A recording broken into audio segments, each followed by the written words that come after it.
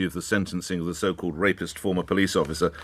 Let's come back to the story that is leading the news agenda, which is the horror and terror for so many people that's played out, of course, in the Turkey and Syrian border. And even as we speak, rescue teams are working to try and pull out the survivors and, of course, eventually try and rehouse the many, many thousands who've been left homeless. Now, it would appear it is a truly global effort.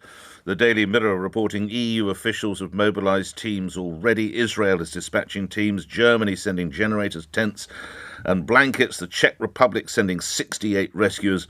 Greece sending 21 rescuers, 2 rescue dogs and other experts. So let's turn to Conservative MP and Minister of State for Development and Africa, Andrew Mitchell, to join me to explain a little bit more what's coming from the UK side. Thanks for coming on, Minister. What is Britain or United Kingdom trying to put in place, and has the kit left yet? Good morning to you. Good morning, Nick. As soon as this dreadful tragedy struck Turkey, we talked to the Turkish authorities to find out what we could do to help and what would be most important, because the first 72 hours are when you can have the most effect. And as a result of that, a plane will be leaving, I think, within the next hour or so from Birmingham, taking 76 UK search and rescue specialists and 4 search dogs to Turkey.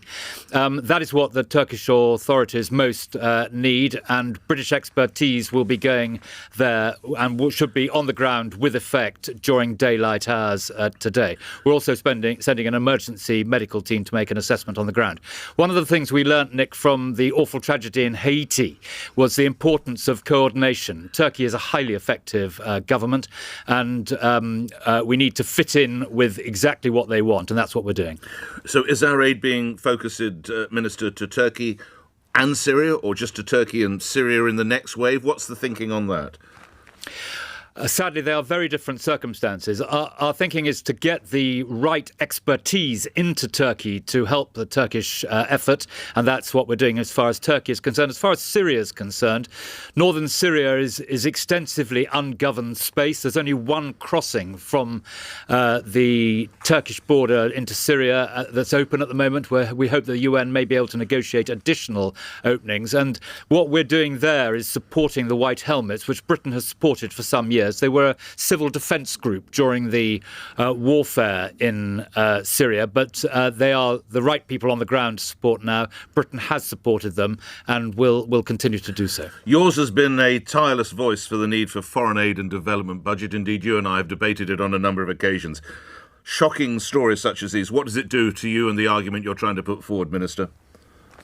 Well, the British public have always been strongly supportive of these sort of humanitarian emergency actions. Britain has always been amongst the first people to respond to these crises and get there to help. I think it helps to underline the argument for international development, for Britain's role across the international system. And I know that people throughout our country will be anxiously watching what is happening, will expect Britain, quite rightly, to be there in the forefront of the fight to save lives, and that's what we'll be doing. The first 72 hours, as I say, are absolutely critical, and I hope this very expert and experienced British team with their dogs will be rescuing people in daylight hours today in Turkey. What do we understand about the circumstances on the ground, Minister?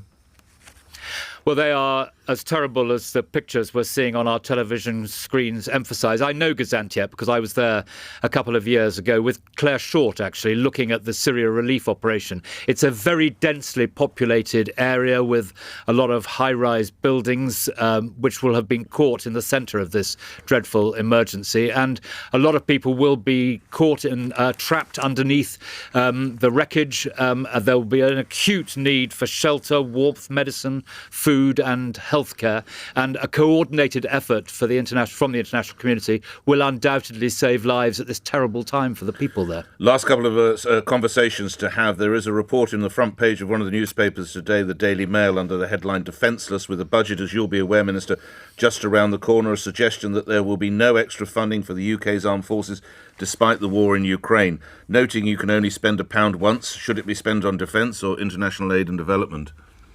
Well, both. We are the biggest spender within NATO outside of America, the biggest spender in Europe. We're seeing the benefits of Britain's defence expertise deployed in this dreadful crisis in Ukraine. And we spend 2%, and that's amongst the highest in NATO, and we must continue to do that. But the answer to your question, Nick, is both. Lastly, Minister, I'm currently addressing you as Minister. If one newspaper is to be believed, I could soon be addressing you as Chairman, as in Chairman of the Conservative Party. Do you have a word on that, Mr Mitchell?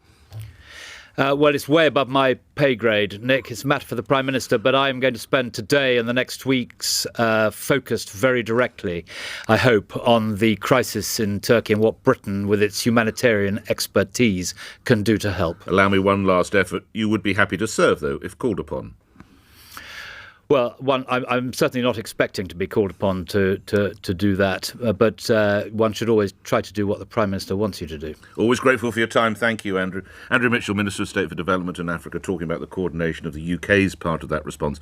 We will, of course, keep an eye on that, possibly even return to that conversation. But it is a lot of you wanting to call in at 4 minutes before 8 on the so-called rapist police officer facing sentencing today. Almost, well, I would say it will be a life term. The key will be how many years he has